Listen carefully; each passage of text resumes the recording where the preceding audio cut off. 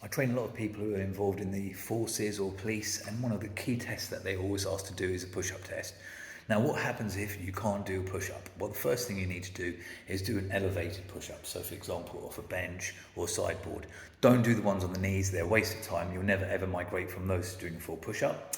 And this is a technique that I culled from Pavel Tsatsoulines, a very famous Russian strength coach who came up with a technique called Grease the Groove, where instead of just aiming to do as many push-ups as you can, you're going to do 5 sets of 5.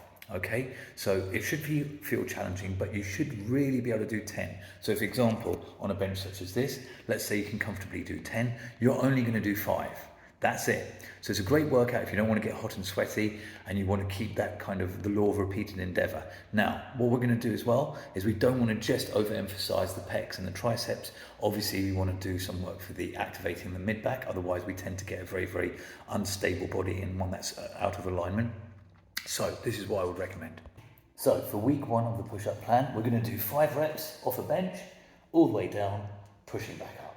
Okay, you don't have to follow necessarily a particular tempo because we're going to work on that in later programs, but we're just going to get those reps in. Okay, chest all the way down. So we're working on perfect technique.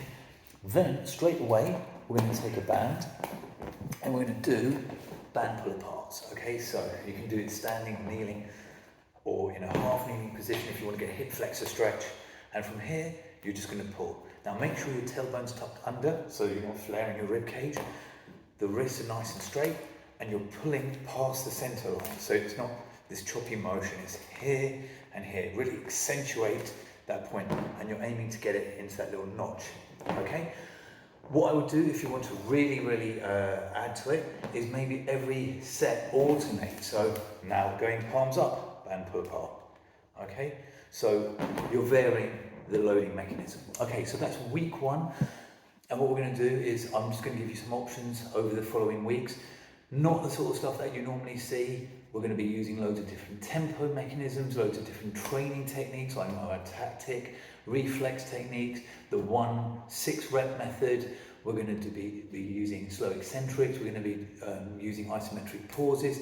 So really jazzing up. So you don't need to be working on just getting good push-ups. You might just want to add this into your program, maybe as a finisher, or maybe just for a bit of a bit of variation. It also can be contextualized across obviously other training modalities. So we're going to do cluster reps. I'll show you how you can do some cluster reps with the push-ups. But of course you can do them with squats, deadlifts, chin-ups, etc. But it's just putting into a nice easy exercise. Not everybody's got access to all that equipment. Everybody can do push-ups. But like I said, it's really important to remember, don't neglect the back muscles, okay? So you don't want to just be doing push-ups all the time and never working on those scapular retractors and external rotators because that's going to put your whole shoulder alignment out. Okay, hope you enjoyed that and give me some feedback.